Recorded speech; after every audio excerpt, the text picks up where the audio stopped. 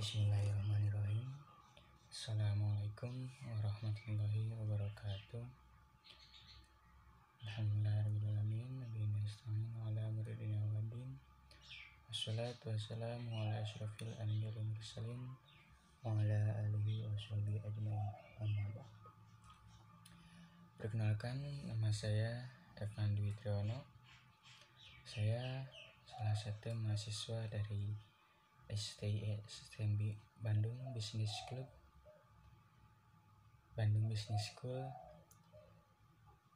Prodi saya S1 Manajemen.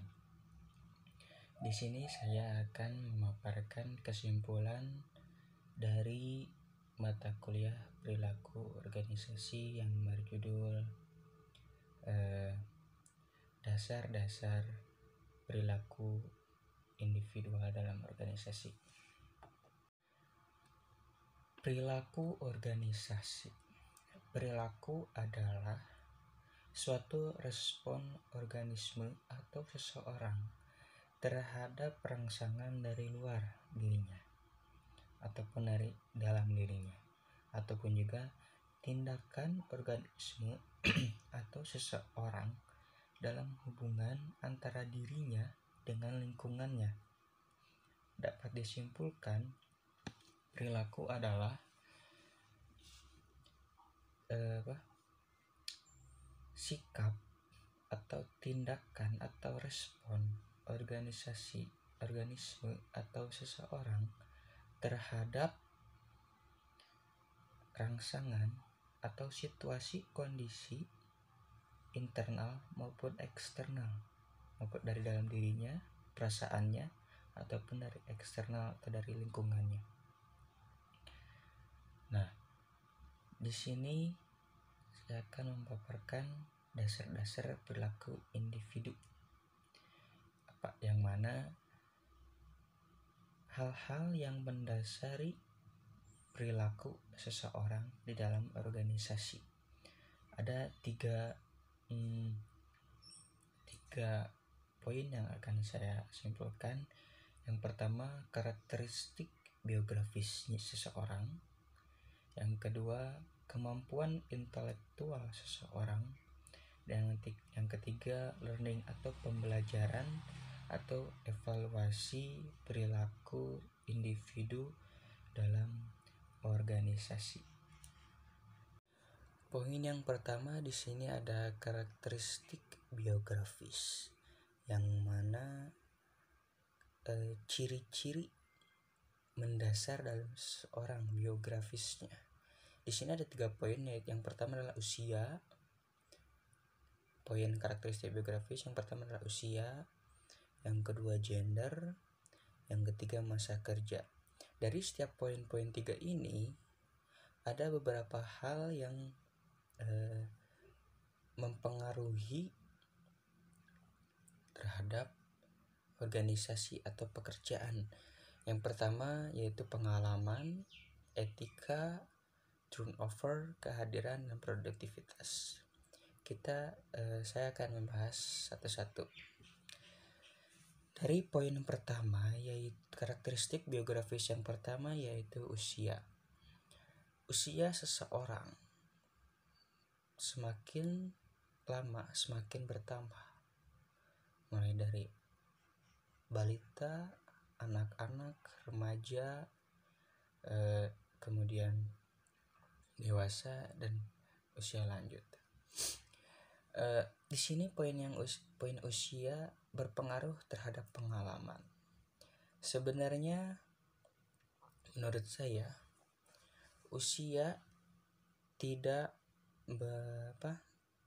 memengaruhi pengalaman, karena bisa jadi yang mana usia yang lebih muda dibandingkan dengan yang lebih tua memiliki pengalaman yang lebih luas atau lebih banyak. Sebenarnya usia mempengaruhi terhadap pengalaman tidak terlalu berpengaruh, karena pengalaman itu tidak melihat usia, tapi melihat seberapa banyak atau seberapa lama dia terjun dalam dunia pekerjaan. Bisa saja yang lebih muda sudah lebih awal bekerja, ada juga yang sudah usianya dewasa tapi belum memiliki pengalaman yang luas. Jadi usia tidak menentukan terhadap nilai atau pengaruh dalam perilaku dalam pengalaman. Yang kedua yaitu etika.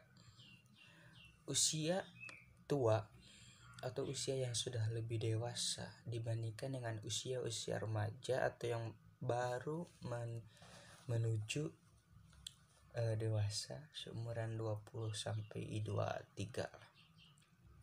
Biasanya usia yang memiliki usia lebih tua biasanya memiliki etika bekerja yang lebih baik, lebih sopan atau juga lebih santun dibandingkan dengan usia yang lebih muda. Karena saya mengambil contoh dari lingkungan saya, orang-orang yang sudah memiliki usia lebih tua lebih luas ataupun bisa beradaptasikan diri terhadap lingkungan sekitar. Jadi etika yang lebih sopan dan juga lebih baik dibandingkan yang lebih muda. Dan juga saya melihat teman-teman saya sendiri yang usianya lebih muda yang sudah bekerja biasanya beretika dalam organisasi itu atau dalam pekerjaan itu biasanya lebih kurang teman-teman saya dibandingkan dengan lingkungan saya yang sudah memiliki usia lebih tua dalam beretika. Jadi menurut saya usia pengaruhnya dalam etika. Biasanya yang lebih tua itu lebih memiliki etika yang baik. Dan selanjutnya yaitu turnover. Turnover yaitu resign atau berhentinya seseorang dari pekerjaan atau keluar dari pekerjaan.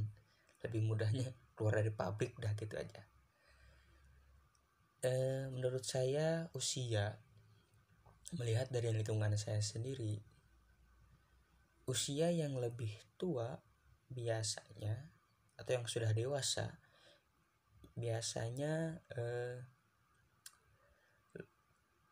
sedikit atau presentasinya kecil untuk turnover atau keluar dari pekerjaan. Karena apa? Usia yang sudah tua biasanya memiliki tanggungan yang lebih besar, tanggungan yang lebih banyak dibandingkan usia yang muda. Yang usia itu masih menanggung diri sendiri. Kalau usia yang lebih tua biasanya sudah memiliki anak, punya keluarga, punya istri, punya adik-adik. Biasanya akan daripada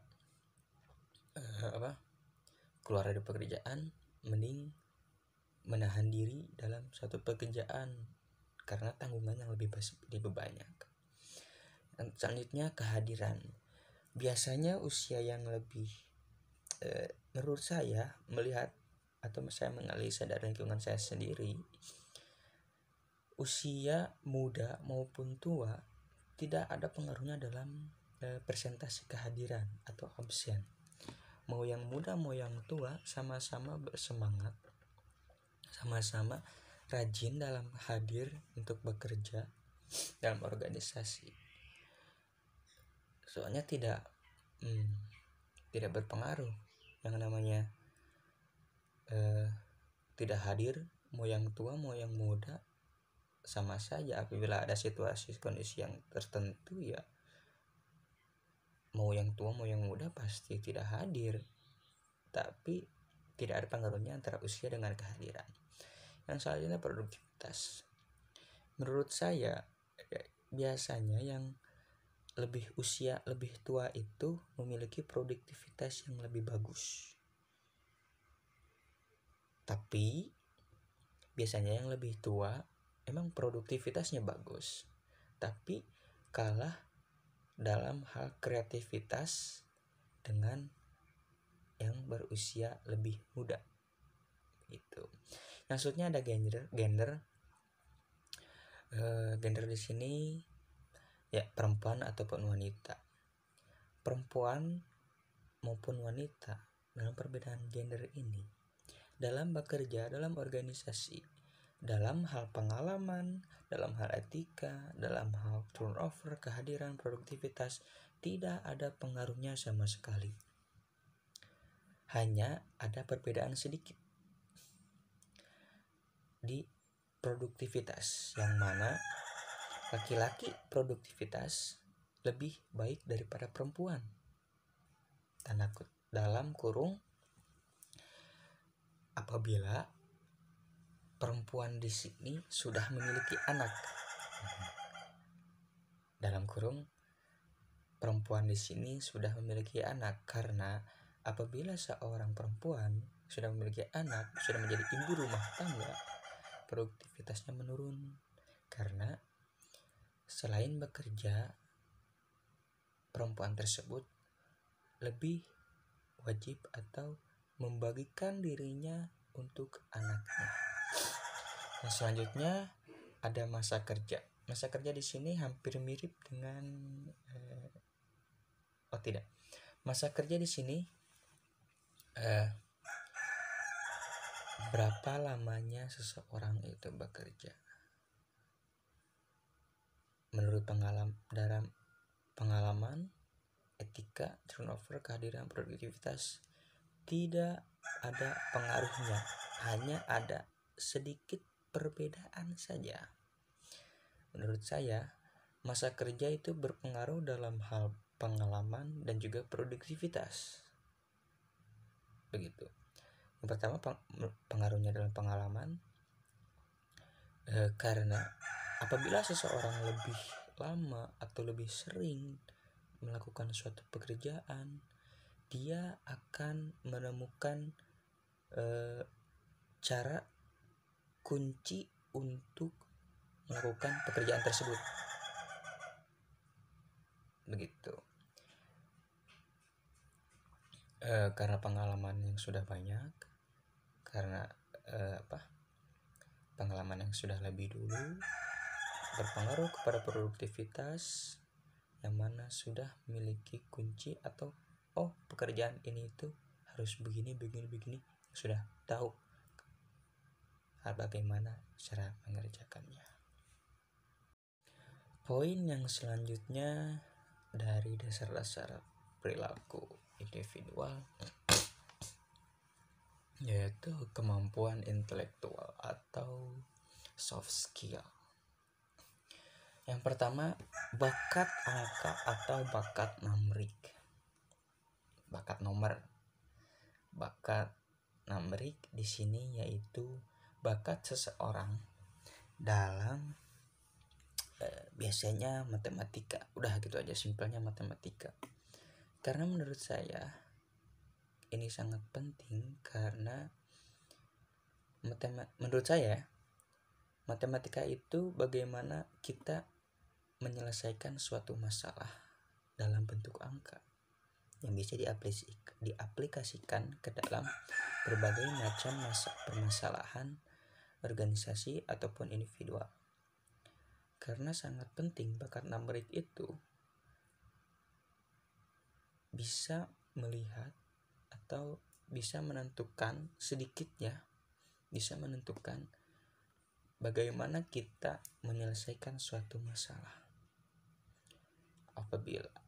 Apabila kita memiliki bakat numerik atau bakat numerik yang tinggi, nilainya yang tinggi, maka kita akan lebih mudah, atau lebih, bahasa sederhananya, lebih encer otaknya atau pemikirannya dalam menyelesaikan suatu masalah gitu. Yang selanjutnya yaitu pemahaman verbal, yaitu pemahaman seseorang terhadap kosakata dalam lisan maupun tulisan untuk menghadapi suatu permasalahan atau suatu situasi dan kondisi tertentu, yang mana sangat penting pemahaman dalam kosakata, banyaknya kosakata secara lisan maupun tulisan.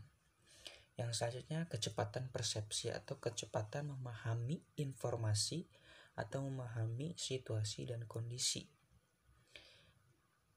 Seorang dalam berorganisasi atau dalam pekerjaan sangat penting yang namanya cepat dalam memahami informasi, situasi, kondisi.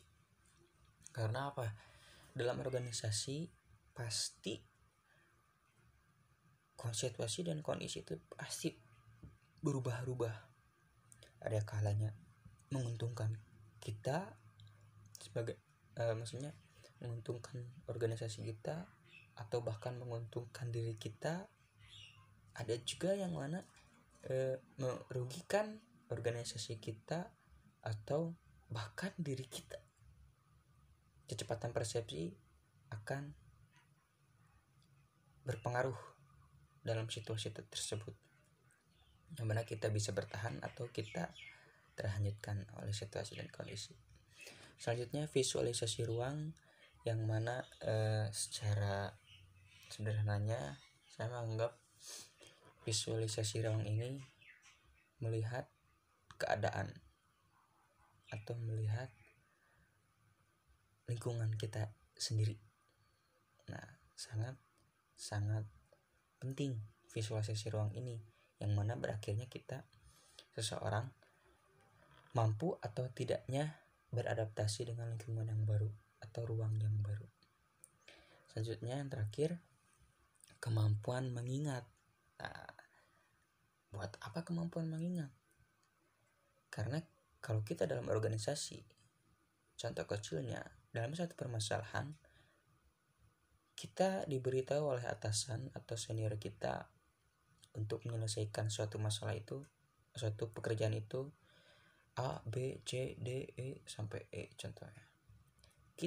Kemampuan mengingat kita, apabila kita lemah kemampuan mengingat kita akan terus oke lah, bisa mengerjakan, masih ingat. Pas yang B, yang B apa ya? Yang B.